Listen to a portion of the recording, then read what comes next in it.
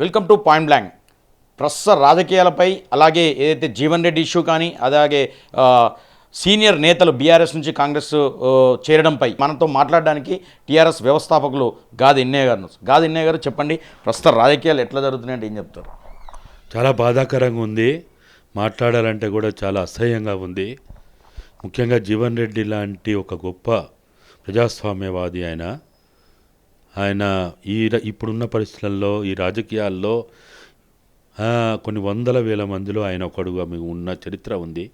తెలంగాణ రాజకీయాల్లో కూడా ఆయనకి మచ్చ లేకుండా తెలంగాణ రాష్ట్ర రాజకీయ చరిత్రలో ఆయన తనకంటూ ఒక గుర్తింపును తెచ్చుకున్నటువంటి వ్యక్తి. నాకు బాగా తెలుసు, చదువుకున్నప్పటి నుంచి, ఆయన లాయర్ వృత్తిలో ఉన్నప్పటి నుంచి, ఆయన ఒక సివిల్ లిబర్టీస్ కార్యకర్తగా పనిచేసినప్పటి నుంచి ప్రజల పట్ల ప్రజాస్వామ్యం పట్ల ఆయన నిబద్ధతతోటి పనిచేసి అప్పుడున్న ప్రజలు అక్కడ డిమాండ్ మేరకు టీడీపీలో పోవడం, తర్వాత అతి కొద్ది కాలంలోనే టీడీపీ పాలన పట్ల కూడా ఇదే కాంగ్రెస్లో పోవడం, అప్పటి నుంచి ఇప్పటి వరకు కూడా ఆయన ఒక నిబద్ధత కలిగినటువంటి కార్యకర్తగా మెలిగిండు. ఆయన ఎమ్మెల్యేగా ఓడిపోయిన తర్వాత కూడా చాలా సందర్భాల్లో నాతో మాట్లాడి, నేను ఈ రాజకీయాలకు పనికిరాను, ఈ తాగుడు తినుడు అవినీతి అక్రమాలు ఓటు కొనుక్కోవడం ఈ డబ్బుల రాజకీయాలు నేను చేయలేను, నా విలువలు నేను పోగొట్టుకోలేను, నేను ఈ చివరి దశలో నేను నా విలువలతోటి బతకాలనుకుంటున్నా ఇన్నయ్య అని ఎన్నోసార్లు ఫోన్లో చెప్పిండు. అసలు ఈయనకి రేవంత్ రెడ్డి గారికి పీసీసీ ఇవ్వకముందు జీవన్ రెడ్డి గారికి ఢిల్లీ కాంగ్రెస్ వాళ్ళు ఇవ్వడానికి సిద్ధమైనప్పుడు నేను తిట్టలేను, తిట్టుబడలేను, నేను అబద్ధాలు ఆడలేను, అబద్ధాలు చెప్పలేను, అబద్ధాలు మోసం చేయలేను, మోసగించలేనని చెప్పి నేను దానికి సమర్థుని కాదు, దానికి పనికి రానని చెప్పి కూడా ఆయన మాట్లాడిన తర్వాతనే, ఆయన కాదన్న తర్వాతనే ఆ రోజు పీసీసీ ప్రెసిడెంట్ కూడా రేవంత్ రెడ్డికి ఇవ్వడం జరిగింది. అంటే ఇటువంటి విలువలతోటి ఉన్నటువంటి జీవన్ రెడ్డిని ఇవాళ అవమానపరచడం అంటే ఏ రాజకీయాల్లో ఈరోజు చలామణి అవుతున్నవి?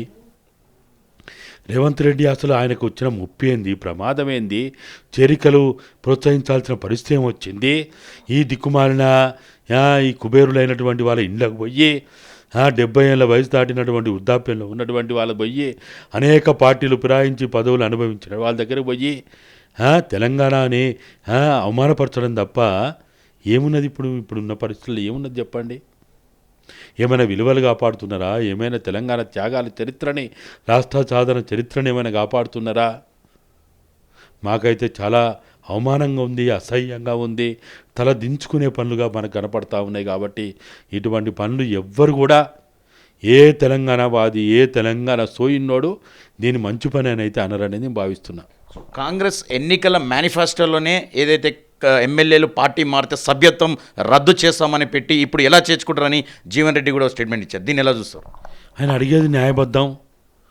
ఆయన అడిగేదానికి ఎవరు సమాధానం చెప్పాలి? సమాధానం చెప్పే పరిస్థితులు ఎవడున్నాడు? కాంగ్రెస్ ముఖ్యమంత్రి చేస్తాడా? పీసీసీ అధ్యక్షునిగా ఉన్న ఆయన చేస్తాడా? లేకపోతే పార్టీ ప్రముఖులు చేస్తారా? ఇన్ఛార్జిగా ఉన్న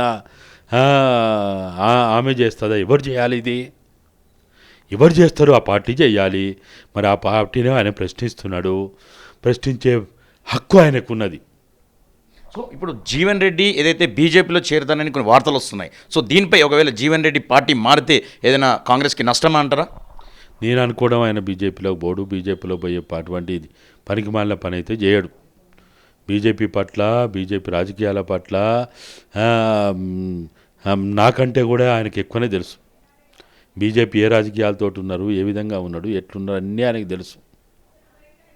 కాబట్టి ఇప్పుడున్న పరిస్థితులలో బీజేపీ అనే అనవసరమైన కన్ఫ్యూజన్ తీసుకొస్తున్నారు. కానీ నేను అనుకోవడం బీజేపీలోకి ఆయన ఎట్టి పరిస్థితులలో ససేమిరా పోడు.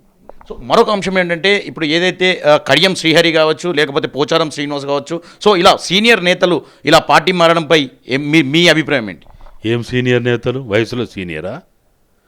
ఇన్ని పార్టీలు ఫిరాయించుకుంటూ తెలంగాణలో అత్యంత ప్రధాన హోదాలో ఉన్నటువంటి వాళ్ళు, ఆయనేమో స్పీకర్గా ఉండే, మినిస్టర్గా చేసే, ఈయనేమో డిప్యూటీ సీఎంగా చేసే, ఎన్నో పదవులు అలంకరించిన వీళ్ళు అంటే అసలు సీనియర్ అనడానికి మాకే సిగ్గైతుంది. ఏ రకంగా సీనియర్ వీళ్ళు? కాబట్టి వీళ్ళ సీనియారిటీ అయినా, లేకపోతే వీళ్ళ అనుభవం అయినా, వీళ్ళ వయసు అయినా దేనికి పనికొచ్చింది? ఇప్పుడు తెలంగాణని అవమానపరచడానికి పనికొచ్చింది. సో ఇంతమంది ఏదైతే బీఆర్ఎస్ నుంచి కాంగ్రెస్లో చేరడంపై ఎంతోమంది నేతలు మారుతుంటే మరి ఎందుకు మౌనంగా ఉన్నారు కేసీఆర్ అంటే ఏం చెప్తారు? ఇప్పుడు ఆయన చేసిన పనికి అదే కదా. ఆయన ఏమైనా గొప్ప పని చేసిండా? ఆయన ఏమైనా విలువలతోటి తెలంగాణని పాలించిండా?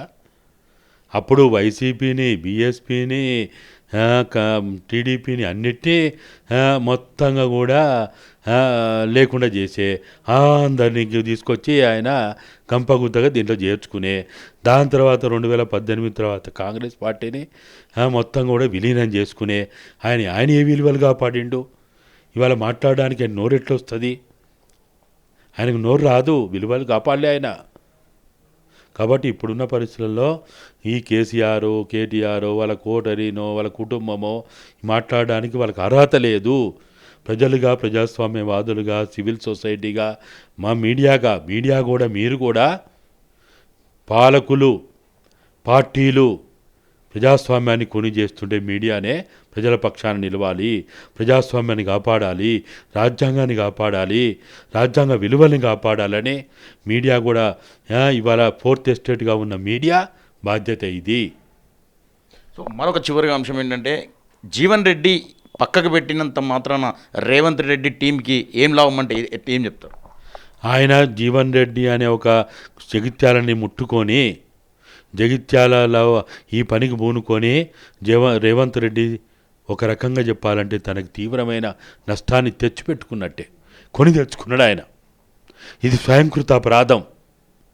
అసలు రేవంత్ రెడ్డి ప్రభుత్వానికి ముప్పు ఉంటే, నేను పదే చెప్తున్నా, రేవంత్ రెడ్డి గారు మీ ప్రభుత్వానికి ఏమైనా ప్రమాదం ఉందంటే మాకు చెప్పండి, మా ప్రాణాలని ఒడ్డైనా మీ ప్రభుత్వాన్ని కాపాడుతాం. అసలు అంత ధర్మం, ధైర్యం ఎవరికి లేదు ఇక్కడ. ఈ ప్రభుత్వాన్ని కూల్చే దమ్ము, ధైర్యం ఎవరికి లేదు. ఒకవేళ ఎవడైనా ప్రయత్నం చేస్తే మాకు చెప్పండి, వాడిని తెలంగాణ పొలిమేలు దాటి దాకా తన్ని తరుముతాం. అంత ధైర్యం ఎవరు చేయడు. రేవంత్ రెడ్డి గారు మీరు అనవసరంగా లేనిపోని అపోహలకు గురయ్యి, లేనిపోని అనుమానాలకు గురయ్యి ఈ దిక్కుమాల పనులు చేయకుర్రి. పార్టీ ఫిరాయింపుపై అది రేవంత్ రెడ్డికే ముప్పు చేస్తుందని చెప్పేసి గాదెన్నే చెప్తున్నటువంటి పరిస్థితి.